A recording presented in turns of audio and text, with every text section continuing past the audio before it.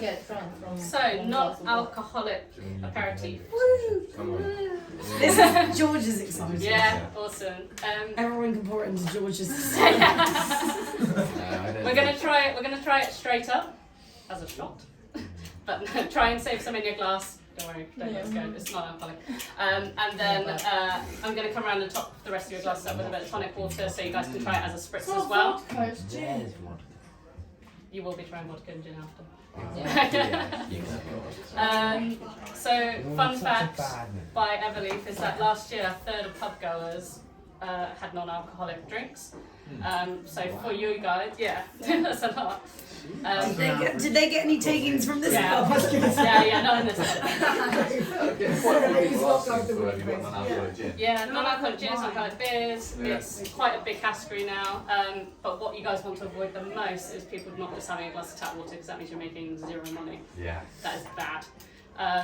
Cue really good non-alcoholic options. So, EVERLEAF was designed by a guy called Paul Matthew, and his main passions in life are travelling, botany, conversation, and being a bartender. And as a bartender, As a bartender, he was inspired to make something non-alcoholic that sort of matches the complexities. And depth of flavour as alcohol does, and also the texture that alcohol gives you. Back to EVERLEAF. Okay, right. So, Paul Matthews, conservation, botany, travel. I already said that thing.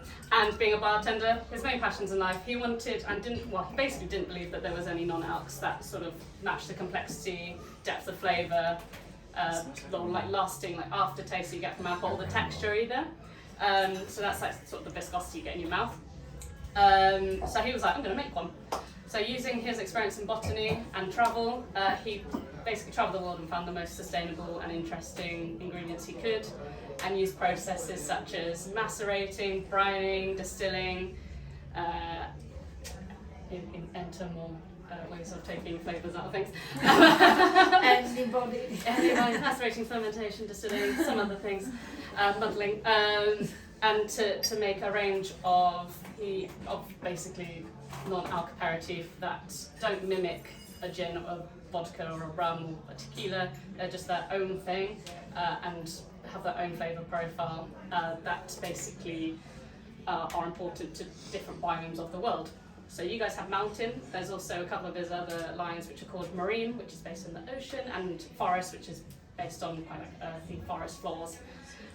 So with the mountain, your main ingredients I'm looking at are rosehip, cherry blossom, and wild strawberry. So on your menus, doesn't it say wild strawberry rosehip spritz? So it sounds really attractive, looks really good. So you have your aperitif, loads of ice, light tonic water on top, easiest, most delicious drink.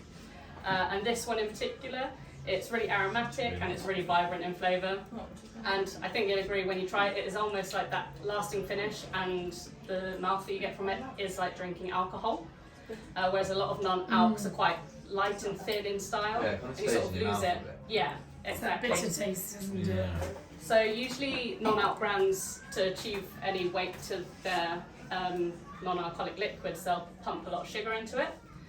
Instead of just pumping loads of sugar into EVERLEAF, he's also looked to nature to sort of mimic that. So he uses acacia gum, and that sort of gives that more like thickness to the drink. If you've all got some left in your glasses, we can turn them into a quick spritz. You want to pop a drop in and pass it on? Do you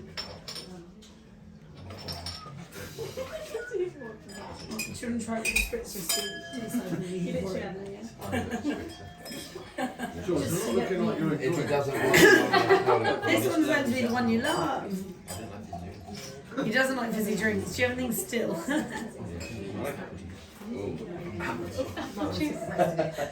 Maybe cider will be your first like entry into. Not bad. That's nice. That's nice. Yeah. So if you tried it before and after, they actually taste so different. Do you want a bit more just for taste? Swiftly moving on to double Dutch, which we've just made a spritz out of your EVERLEAF with. How's that sound tasty? So Double Dutch is the tonic that you guys use here. Named really conveniently so because it was invented by two Dutch twins, so Joyce and Risa. So it's female founded, female led. They're still super involved in the company now. They turn up to all the meetings, any decisions made about the company, they are completely involved. So much so they're on the front of the bottle. So if you pass it around, you can see the two of them on the label. They look like that. Fingers, mate. Their upbringing in the Netherlands, they were always surrounded by distilling. So their upbringing in the Netherlands, their parents had a still in their house and would be distilling their own liquids of certain types, mainly like vodka or Paisier gin. So they're always surrounded by mixing tonics into certain liquids and spirits. And when they went to uni is when they sort of, the birth of their business plan arrived to them, as they used to always turn up to the parties with quite bold flavoured tonics. One of them being the cucumber and watermelon tonic that they made, and so they got this name at university as the Tonic Twins, and they were just known for turning up to parties with the mixer with these really interesting flavours, pomegranate and basil worm, cranberry and ginger, so that all came from their time in uni, and to a point where they were studying business and finance in uni, but decided to do their thesis, a joint thesis basically, on this business model and plan, which was then backed and funded and has become Double Dutch today. Yeah. Great stuff. Is it true that Richard Branson was involved in it? I don't believe so. I heard it from Oh, really? someone. Really? Yeah.